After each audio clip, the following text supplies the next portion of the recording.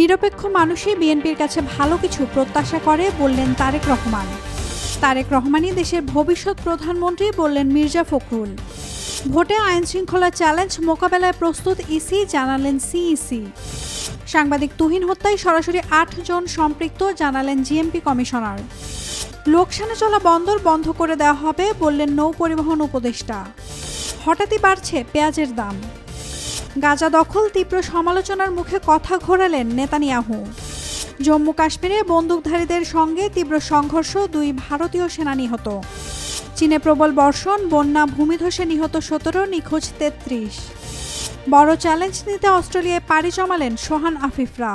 বিএনপির ভারপ্রাপ্ত চেয়ারম্যান তারেক রহমান বলেছেন, 5 আগস্টের পর মানুষ ভালো পরিবর্তন চায় এবং নিরপেক্ষরাও বিএনপির থেকে উন্নতি আশা করে। তাই দলের গণতান্ত্রিক চর্চা বাড়ানো প্রয়োজন। শনিবার দুপুরে রাজধানী কাকরাইলে ডক্টরস অ্যাসোসিয়েশন অব বাংলাদেশের জাতীয় সম্মেলনে ভার্চুয়ালি যোগ দিয়ে তিনি এ কথা বলেন।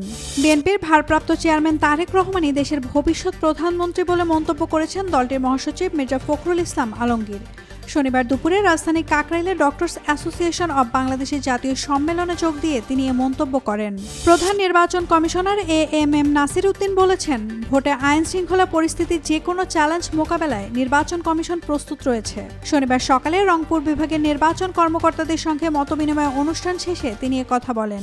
সিসিটিভি ফুটেজ বিশ্লেষণে সাংবাদিক তুহিন হত্যা মামলায় সরাসরি 8 জনের সম্পৃক্ততার প্রমাণ মিলেছে বলে জানিয়েছেন Gazipur metropolitan police commissioner doctor Mohammad Nazmul Karim Khan. এরই মধ্যে 7 জনকে গ্রেফতার করেছে পুলিশ। শনিবার গাজীপুর মেট্রোপলিটনে প্রেস ব্রিফিংয়ে এসব তথ্য জানান তিনি। নৌ পরিবহন উপদেষ্টা brigadier general M Sakhawat Hossain বলেছেন, যেসব স্থলবন্দর দিয়ে তেমনভাবে আমদানি রফতানি হয় না কিন্তু বন্দর বানিয়ে রাখা হয়েছে, লোকসানে চলছে, সেসব বন্দর বন্ধ করে দেওয়া হবে। শনিবার বেলা 11টায় হিলি স্থলবন্দর পরিদর্শনে এসে তিনি এ কথা বলেন। দিনাজপুরের হিলি স্থলবন্দরে পেঁয়াজের দাম কেজি প্রতি 20 টাকা বেড়েছে। দেশজুড়ে পেঁয়াজের মজুদ কম থাকায় দাম বাড়ছে, যা নিম্ন আয়ের মানুষের জন্য সমস্যা সৃষ্টি করছে। ব্যবসায়ীরা বলছেন, ভারত থেকে পেঁয়াজ আমদানি শুরু হলে বাজার স্বাভাবিক হবে। এদিকে চড়া দামের কারণে ভোগান্তিতে পড়ছেন নিম্ন আয়ের ক্রেতারা। আন্তর্জাতিক সমালোচনার মুখে গাজা দখলের পরিকল্পনা অস্বীকার করেছেন ইসরায়েলের প্রধানমন্ত্রী বেনিয়ামিন নেতানিয়াহু। শুক্রবার সামাজিক যোগাযোগ মাধ্যমে এক্সে পোস্ট করা এক বার্তায় নেতানিয়াহু বলেন, আমরা গাজা দখল করতে যাচ্ছি না, আমাদের লক্ষ্য হলো গাজাকে হামাসের কবল থেকে মুক্ত করা। জম্মু ও কাশ্মীরের কুলগামে বন্দুকধারীদের সঙ্গে তীব্র সংঘর্ষে 2 জন ভারতীয় সেনা নিহত হয়েছেন। এ সময় বন্দুকযুদ্ধে আহত হয়েছেন আরও 2 সেনা। শনিবার ভারতীয় সংবাদ মাধ্যম এনডিটিভির এক প্রতিবেদনে এ তথ্য জানানো হয়েছে।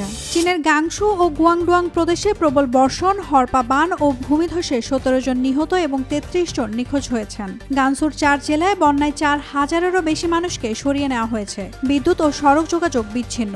গুয়াংডংয়ে বড় ভূমিধসে অন্তত 14 জন নিহত, বহু বাড়িঘর ধ্বংস হয়েছে। শুক্রবার এক প্রতিবেদনে এ তথ্য জানিয়েছে চীনের রাষ্ট্রায়ত্ত সংবাদ মাধ্যম সিনহুয়া। অস্ট্রেলিয়ার টপ অ্যান্ড টি-20 সিরিজ খেলতে দেশ ছেড়েছে বাংলাদেশ এ দল। 14 আগস্ট উদ্বোধনী ম্যাচে পাকিস্তান এর মুখোমুখি হবে তারা। অধিনায়ক নুরুল হাসান সোহান কন্ডিশনকে বড় চ্যালেঞ্জ ও সুযোগ হিসেবে দেখছেন। লক্ষ্য ফাইনাল খেলা।